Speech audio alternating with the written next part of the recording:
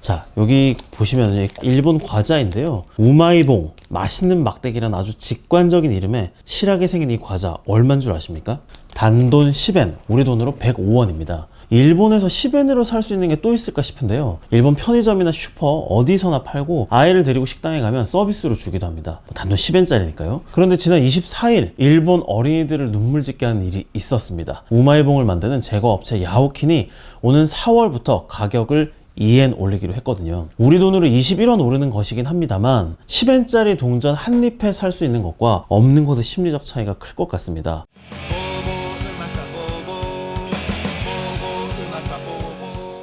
그런데 일본 어린이들의 눈물을 지켜보는 부모들 가운데는 이게 다 아베 신조 전 총리 때문이야 라고 한숨 짓는 사람들이 있습니다. 그뿐만이 아닙니다. 지금 중국은 경제력을 바탕으로 세계 최강대국 미국과 맞짱을 뜰 수 있을 정도로 강해졌잖아요. 일본도 중국의 급부상이 가장 곤란한 나라 가운데 하나죠. 중국의 세계 2위 경제대국 지위를 내준 데다가 동북아시아 지역의 주도권은 물론 세계 시장을 중국에 야금야금 뺏기고 있으니까요. 그런데 중국이 눈부신 경제 성장을 이룩하는데 종잣돈을 댄 인물이 바로 아베다 라는 믿기 힘든 주장이 실제로 일본의 일부 경제 전문가들 사이에서 나오고 있습니다. 사실은 모두 엔화가치 하락과 관련된 얘기입니다. 아베식 대규모 경기 부양책인 아베노믹스를 통해 엔화 가치를 의도적으로 떨어뜨린 인물이 바로 아베 전 총리이기 때문에 이런 얘기가 나오는 건데요. 10년에 걸친 아베노믹스의 부작용으로 나타난 게 엔화 가치 하락이 일본 경제에 악영향을 미치는 나쁜 엔저인데요. 지금 일본은 나쁜 엔저에 떨고 있습니다. 나쁜 엔저가 어떻게 일본 경제와 국민들의 생활에 고통을 주는지 이번 시간에 알아보려 합니다. 도쿄 나우. 먼저 아베가 중국 대국 굴기의 종잣돈을 댄 장본인이다 라는 주장부터 살펴볼까요? By my Abenomics. アベノミクスの名のもとに経済再生を推進。 잘 아시다시피 아베 전 총리는 2012년 12월 집권하자마자 아베노믹스를 시작합니다. 일본 정부는 연간 수십조 엔씩 국채를 발행해서 재정 확장 정책을 펼치고 일본 은행은 2차원 금융 완화 정책을 실시해서 물가 상승률이 2%에 도달할 때까지 무제한으로 자금을 풀겠다 라고 했습니다. 아베 전 총리가 엔저를 유도한 것은 수출 기업의 실적을 개선함으로써 근로자의 임금과 주가를 끌어올리고 그러면 이제 개인 소득이 늘어나서 소비도 자동으로 증가를 하고 그러면 일본이 지긋지긋한 20년의 디플레이션에서 탈출할 수 있다는 계산에서였습니다. 그런데 무제한 양적 완화를 10년 가까이 실시했는데도 일본은 디플레이션에서 탈출하지 못했죠. 그 사이 잃어버린 20년은 잃어버린 30년으로 바뀌었고요. 이 아베노믹스는 MMT, 즉 현대통화이론이라는 2단 취급을 받던 경제 이론과 통하는데요. 이 MMT라는 것은 독자적인 통화, 기축통화를 가진 나라의 정부는 돈을 무한정 찍어낼 수 있기 때문에 재정 적자가 아무리 커져도 국가 부도 우려 등의 문제가 없다. 그러니 걱정하지 말고 돈을 풀어서 경기를 살려야 된다라는 이론입니다. 정부의 지출은 세수를 넘어서면 안 된다라는 이 주류 경제학의 철칙과 반대되기 때문에 오랜 기간 2단 취급을 받아왔습니다. 그런데 2008년 글로벌 금융위기 당시 미국과 이번 코로나19 쇼크 당시 주요국이 사실상의 MMT 정책을 썼잖아요. 거의 돈을 무제한 풀어서 투입을 했으니까요. 이 정책이 꽤 재미를 보면서 새삼 주목을 받고 있습니다. 하지만 일본은 이 현대통화 이론이 안 먹히는 나라로 통합니다. 일본은행은 민간 금융회사로부터 국채를 사들이는 간접적인 방식으로 일본 정부의 재정 확장 정책을 지원합니다. 일본은행이 국채를 사들이기 위해 찍어낸 엔화는 메가뱅크와 같이 민간은행으로 흘러들어갑니다. 원래라면 은행들은 흘러들어온 자금을 기업과 가게에 대출을 해서 융통을 시키죠. 하지만 일본 경제가 오랜 침체에 빠지면서 금융시장의 가장 기본적인 이 원리가 작동하지 않게 됩니다. 기업은 설비 투자를 안 하고 가게는 주택자금을 안 빌리려고 하니까요. 그렇다면 남는 돈을 금융회사들은 어떻게 해야 될까요? 일본에서 빌려줄 데가 없으니까 국제금융시장으로 눈을 돌리게 됩니다. 일본의 민간은행들은 뉴욕이나 런던 등 해외 거점을 통해서 자금을 운용하는데요. 일본에서 남는 엔화를 가져다가 달러 자산에 투자를 합니다. 일본 입장에서 보면 대외금융채권, 즉 해외에서 받을 돈이 늘어나는 거죠. 국제금융회사들도 엔화를 좋아합니다. 금리가 거의 제로니까요. 거의 제로 금리로 엔화를 빌려서는 달러로 바꾸고 이 달러를 국제금융시장에서 융통을 시킵니다. 지난 수년간 뉴욕과 런던 등 국제금융시장의 자금 공급 능력이 늘어나고 금리도 낮게 유지된 것은 일본 자금 덕분이라는 분석이 많습니다.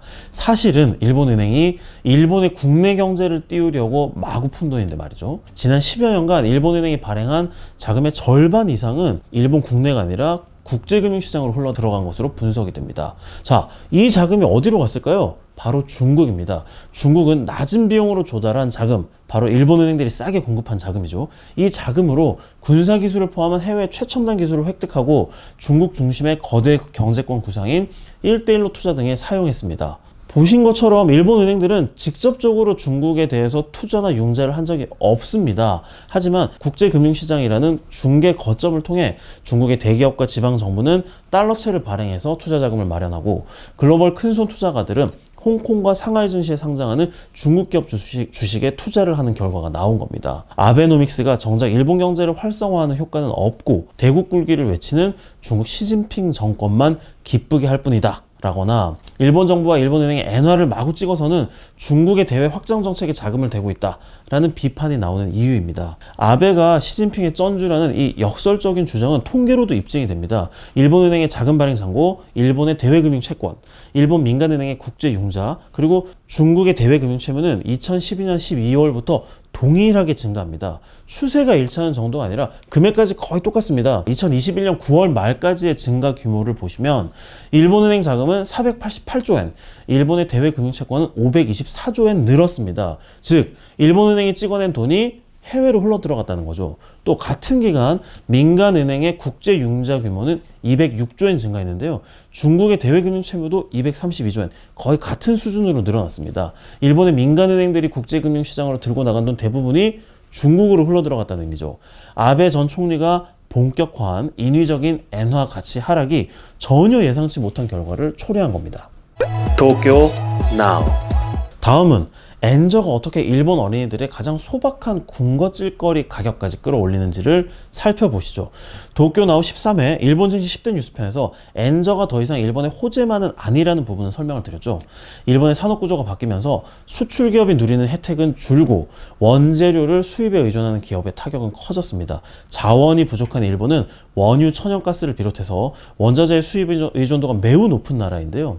국제 유가와 원자재 가격이 급등한 상황에서 이를 수입, 즉 달러로 사들여야 하는 일본은 엔화 가치가 떨어지면 떨어질수록 똑같은 원자재를 지금보다 더 많은 엔화를 주고 사야 합니다. 그만큼 비용, 원가가 올라갈 수밖에요. 현재의 엔화 가치 하락을 나쁜 엔저라고 부르는 이유입니다. 지난 11월 기업의 원재료 물가를 나타내는 기업 물가 지수는 1년 전 같은 기간보다 9.2% 상승했습니다.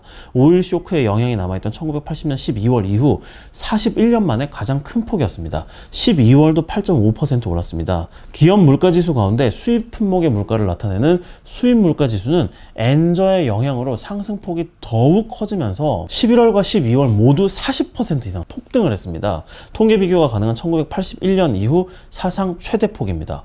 기업이 견뎌낼 재간이 없죠. 원가가 오르면 판매 가격을 올려야지 이익을 낼 수 있는 거잖아요. 그런데 원가는 40년 만에 가장 큰 폭으로 오르는데 비용 상승분을 가격에 전가하기가 쉽지 않습니다. 도쿄나우 5회 진짜 가난해진 일본 편에서 소개해드린 대로 소득이 30년째 제자리인 일본 소비자들이 이걸 살 수 있을 리가 없으니까요. 도쿄 대학원에서 주요국 소비자들을 대상으로 항상 구매하던 상품 가격이 10% 오르면 어떡하시겠습니까? 라는 질문을 했는데요. 미국과 영국, 독일 소비자는 모두 60% 이상이 그래도 같은 가게에서 사겠다 였습니다. 일본만 57%가 다른 가게로 가겠다 라고 답을 했습니다. 즉 일본 기업들이 가격을 자칫 잘못 올렸다가는 고객이 순식간에 떨어져 나간다는 거죠. 그 결과가 일본과 해외의 가격이 크게 벌어지는 기현상입니다. 돈코츠 라면으로 유명한 이푸도의 경우 대표 메뉴인 시로마루 모토아지 한 그릇 가격이 일본은 790엔인데 미국은 2034엔, 영국은 1752엔에 달합니다. 유명 회전초밥 체인의 연어초밥 한 접시 값이 일본은 110엔인데 한국은 160엔, 미국은 360엔에 달합니다. 일본 기업들의 이익이 늘어난 부분의 80% 이상은 다 해외 시장 덕분이다 라는 통계가 있는데요. 일본과 이 다른 나라의 가격 차이를 보시면 충분히 설득력이 있는 얘기입니다. 30년째 물가가 오르지 않는 일본이라고 해도 원가가 40년 만에 가장 큰 폭으로 오르는데 일본 기업이 도저히 버텨낼 재간이 있겠습니까? 버티다 못해서 최근 들어서는 가격을 올리는 기업들이 속출을 하고 있습니다. 바로 우마이봉의 가격이 이 출시일에 처음 오른 이유입니다. 회사 측은 원재료인 미국산 옥수수와 식물성 유지 가격이 오른 데다가 유가 상승으로 운송비도 상승했기 때문에 가격을 올리지 않을 수 없다라고 설명을 하고 있습니다. 식품업체인 카고메도 4월부터 케찹 가격을 7년 만에 올리기로 했습니다. 이 또한 수입 토마토 가격과 수송 비용이 올랐기 때문입니다. 자, 원자재 가격이 최종 생산품 가격에 어떻게 전가되는지 보실까요? 작년 4분기 국제 철광석 가격은 1년 전보다 78% 급등했습니다. 그러자 일본의 12월 철강 가격이 26% 올랐고요.